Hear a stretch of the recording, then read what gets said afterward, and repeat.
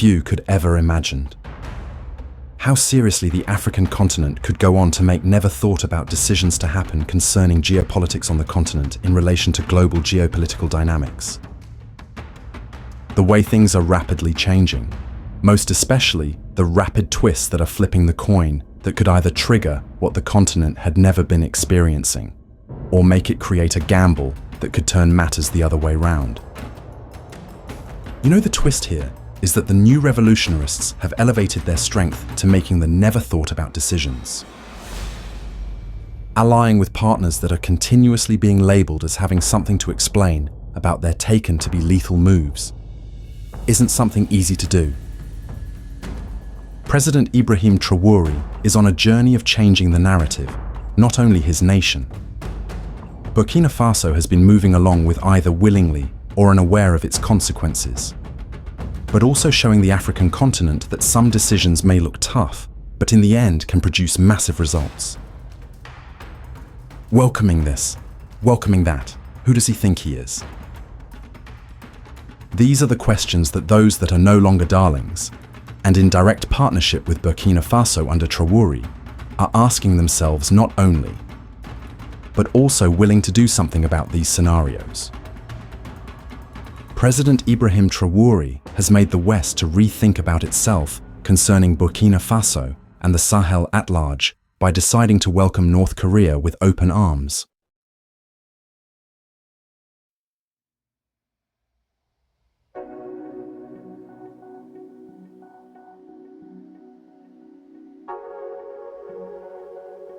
You know, when someone hears that North Korea is allies with maybe China or Russia, it will be just news. But hearing that on the African continent, someone decides to welcome North Korea, then that isn't just news, but a story to sit down and watch with the most vigor available. With how things are going on concerning North Korea, then the West is given homework to do about what President Ibrahim Traore is planning for real. At first, it was like maybe because the captain just wanted immediate partner, like at first Russia, in order to cling on power. But welcoming more and more anti-Western nations that have not only given more and more homework to the West, but also claiming everything they feel it is for their benefit. Things are interestingly becoming more of a broader shift that global powers are experiencing. You may think, President Ibrahim Traore's decisions have been just decisions that could go unnoticed and not taken seriously. But it is of no doubt that the captain has passed through a series of coup attempts that have even given rise to Africans coming out to express their dissatisfaction with those willing to take down their son, brother, and beloved young man whose visions align with what the continent has been yearning to get. From welcoming North Korea's envoys into Burkina Faso whenever they wished, as in form of having an embassy closer to Burkina Faso than ever, to news of the East Asian stubborn giant sending several hundreds of commandos to assist the captain in his fight against destabilizers of Burkina Faso. Whether these news may be just an exaggeration, the fact is that North Korea is no longer far away from Burkina Faso, but available and willing to come to the rescue of President Ibrahim Traore alongside Burkina Faso.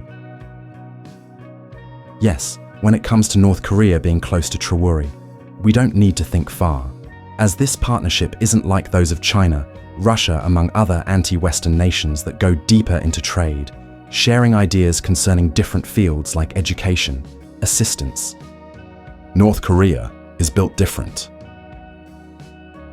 North Korea possesses one of the world's largest militaries, with an estimated 1.3 million active personnel, making it a significant military power in terms of troop size.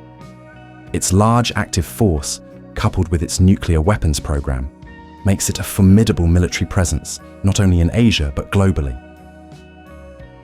That's why I say that its partnership with Burkina Faso isn't like your usual ones. When you hear North Korea, it's something more than common trade, sharing basic ideas, but something that the West would never wish to be admitted to be really happening.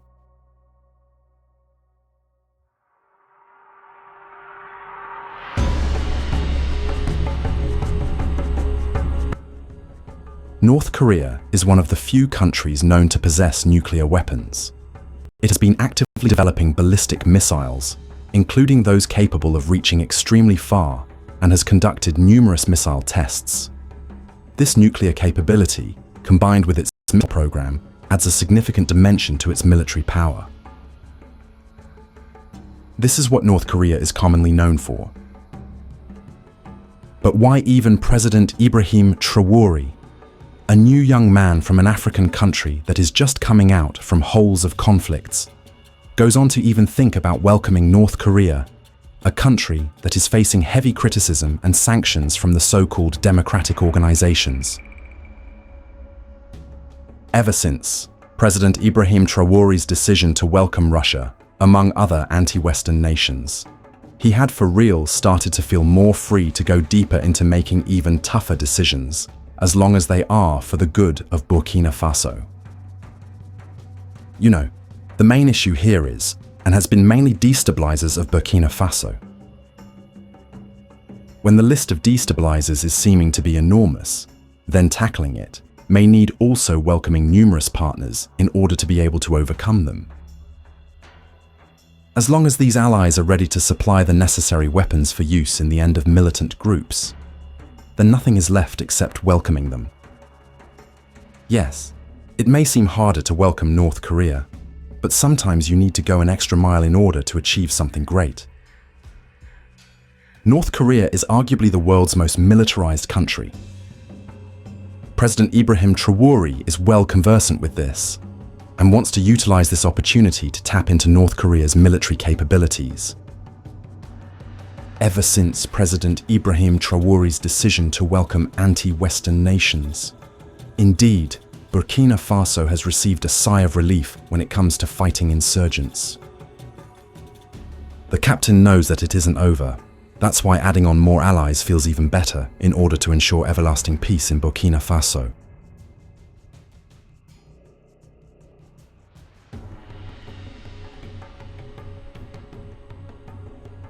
Of late, a distinct note of self-assertiveness has found its way into the pronouncements of many African countries. A growing list of African leaders feel it is time to put matters into their hands in order to get the continent out from its adversaries. The growing popularity of the idea of sovereignty and its increased use to mobilize anti-Western and anti-imperialist forces across the continent has led to a new revolution that had grown more biased by the way how things have been going on the African continent.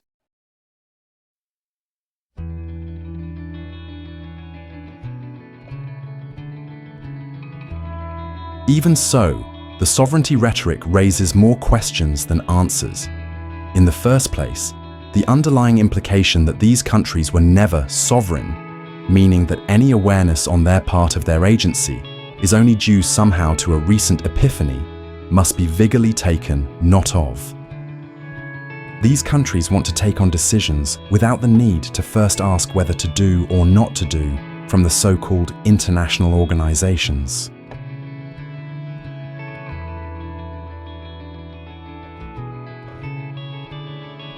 With all that is going on with North Korea, there would have been first looking into the consequences that come along with welcoming this stubborn nation.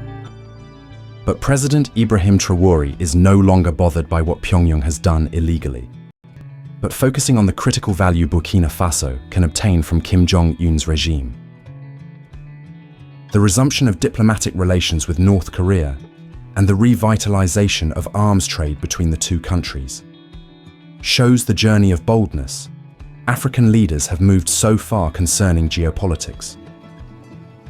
During an extensive interview on national television, President Traore said that North Korea, like Russia, can serve Burkina Faso's interests, particularly in the fields of security and development. North Korea has many capabilities, and let's be honest, in our army, up to this day, we are still using weapons that North Korea gave us in 1985. We have to admit it, Traore said. We are still fighting with these weapons, heavy weaponry, North Korean. They are still in service today among our armed forces, he added. So if this cooperation, we wish to get more weapons from them, to fight, he added.